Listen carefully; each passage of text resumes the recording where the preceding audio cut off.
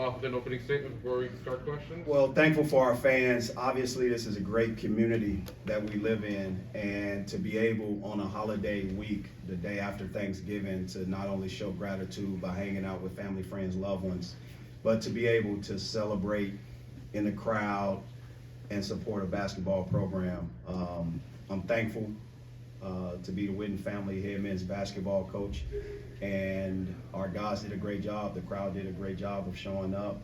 I thought we got out to a great lead at the very beginning of the game. I was not pleased with our assist to turnover ratio. We got it even, but for a period of time it was in a negative, and some of that comes down to our opponent. They did a great job of deflecting and obviously showing the defensive tenacity that they did. In addition to that, I want to say congratulations to Coach Drinkowich and his staff. Whenever you're able to get extended and be the face of our institution when it comes down to the sports world, it's a great thing to see. I thought, when it comes down to success in other sports, it's parallel to the success of a football program. So credit Moon Choi, Board of Curators, for being able to make sure the Drinkowich family was kidnapped and did not leave Como at all. So thankful. All right, questions? Hey, for either player, I mean, kind of a different game time and all that, but when you get out to a 23-0 lead, is it hard to maintain that level of energy from that point? Sebastian first, then Jacob. I mean, personally, I would say like just getting out to that lead is good, but just like how you said, maintaining it. But I feel like we got away from it, but we also kept back to it though, and then I feel like we did a good job maintaining it throughout the whole way of the game. I think it was a good deal to be able to get that lead. Obviously, I feel like the reason why we got that lead is because we were playing hard and doing what we were supposed to do. So obviously we got a really deep team, so coming in, understanding that, again, I think we got, a little comfortable, but then I think the coaches did a great job telling us, to, put our foot back on the gas and get back at it, and I think we did a great job executing that as well. Sebastian, how do you use your physicality on the offensive end? I mean, I feel like that's a big piece, but also just listening to what Coach Gates is telling me and just going with the flow and letting it come to me. For really all three of you guys, obviously the next week brings a little different level of competition. How do you feel like, where do you feel like you're at? How well prepared do you feel like you're to go into your next phase? Well, I'll say this, you're always competing against yourself, no matter who you're playing. There's a style and an outcome that you want. So I just think at the end of the day, we've been able to assimilate as a culture. We've been able to get to know each other, no different than, time allows us to see the roles formulate. In addition to the skill set, we know what we can do. We know our potential. We just got to continue to get better week by week, day by day, and not be outcome based, but more so just fall in love with the journey and the process of it. And I think that's when you'll allow yourself peak performance. So from the standpoint of where we are, I think we have to continue to take care of the basketball. There's no doubt I would love to have a wider deviation of assist to turnover ratio. But I am impressed with our ability to have a 2-point field goal percentage that's tops in the country, in addition to how we've shot the ball behind the 3-point line and our level of defense. I think our length gives us opportunity. So those are the things that I look at, but our most important opponent is ourselves. We'll have a tough game every time out, every opportunity we cross the line. Teams aren't going to just roll over, so I don't look at it any different. My goal is to get this team better every day. What you guys got? Sebastian first. I mean, personally, I feel like like Coach said, just to piggyback off what he said, we still got to tune in on each other and worry about look at the mirror basically when we facing any opponent, because first that's us, and our standard is going to be what gets us through all those games. I think we're ready. The reason why is because I know how we practice. I know how the coaches prepare us.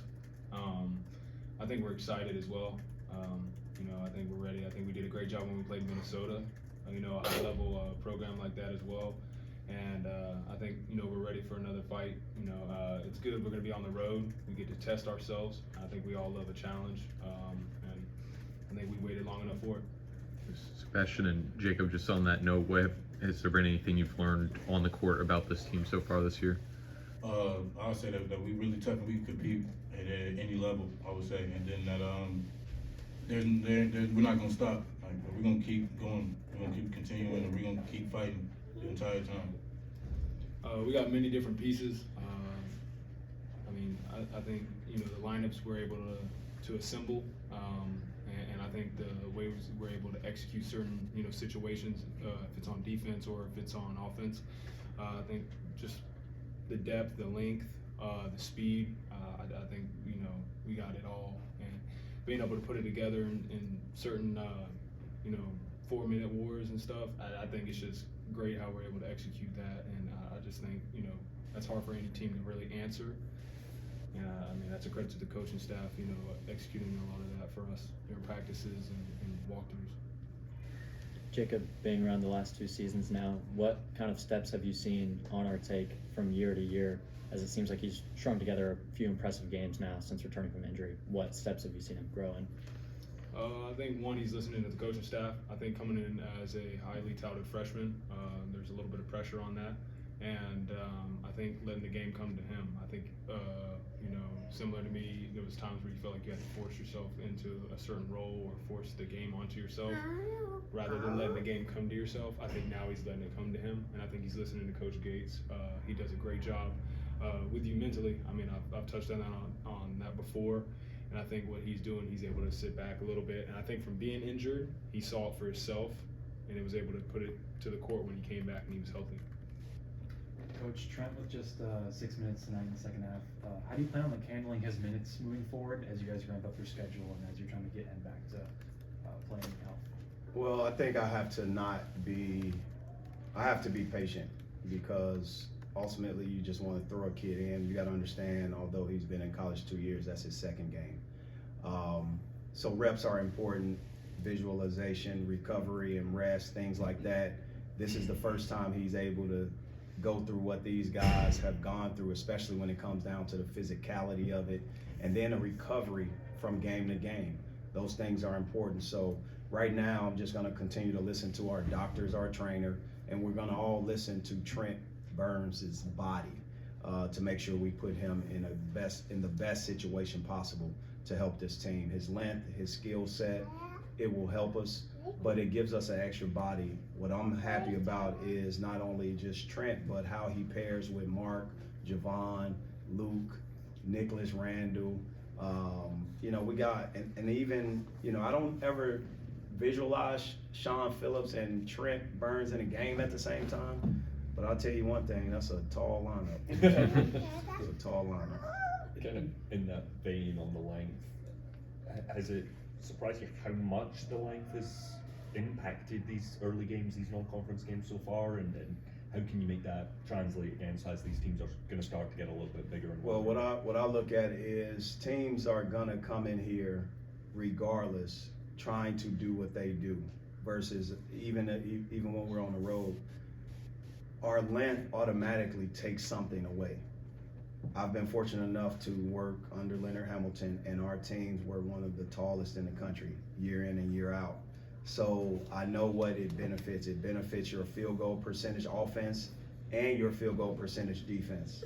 It allows you to contest passes and shots. It's a reason why in the NBA Combine, they measure wingspan, they measure height, they measure reach, they measure certain things. So what we've been able to do is recruit to that while also having dynamic guard play, especially when it comes down to Sebastian Mack and as well as Jacob Cruz or even Ant Robinson, T.O. Barrett, those guys, and Jaden Stone. I just think ultimately we got to continue to get healthy so that we can have all our options each and every game that'll allow us to go out and get a win. Dennis, I think Rob called it surreal, not just coaching against a guy but against the school that gave you your shot. Was this one weird or different for you at all? Well, I'll say this, President Harlan Sands and this goes out to any young coach. President Harlan Sands and Scott Garrett, they put a sheet of paper across toward me at the dinner that we had my last night interviewing. I flipped it over and I said, look, I'm making a decision not because of money, I'm making a decision because this is my passion. So if you guys think I should be paid that, cool, I accept the job. They couldn't believe it, but I think too many times coaches make decisions because of money and not fit. I was able to learn more about myself than in any stop I've ever had because I had a collaboration with an AD, a collaboration with the president, and we often had meetings. Alignment is very important in any decision, and it's not the place, it's the people being in a place at the right time. And ultimately, that opportunity allowed us to raise some banners, cut down some nets, get to the NCAA tournament, and history was made. So for me, that's what I envision for Coach Summers and his success. President Bloomberg, the AD, Kelsey, Gori Harkey, they made a great decision. Rob Summers was the last, I think in that interviewing process, he was the one cut from the cloth of the last NCAA tournament team. And I credit him for his patience because it hurts to not be given that job after we took it to a place. But Danielle Robinson did a great deal of success there. He's now at North Texas, and it opened up the opportunity. So for me, I'm just thankful to watch an assistant, no different than when I watch these guys play pro ball. It's something that you talk about and you work toward. It's not during the journey. That finish line you can't concentrate on, but the journey you do, because you don't know when the opportunity is gonna come. So my players, these guys do a great job of dialing into the scouting reports and dialing into the process and the development, and the staff has to continue to do the same thing. When their name is called, I want them to be ready. So that's my surreal moment, watching from afar, but I was locked into the game plan, scouting report. Every game that I prepare for, I prepare as if we're facing the #1 team in the country. And that's how I practice, that's how I prep, that's how I speak to our guys. And the most important opponent is not the team that you're facing, it's usually yourself, how you can minimize the mistakes and how you can maximize the game plan. All right, thanks, guys. Thanks. Thank Happy holidays.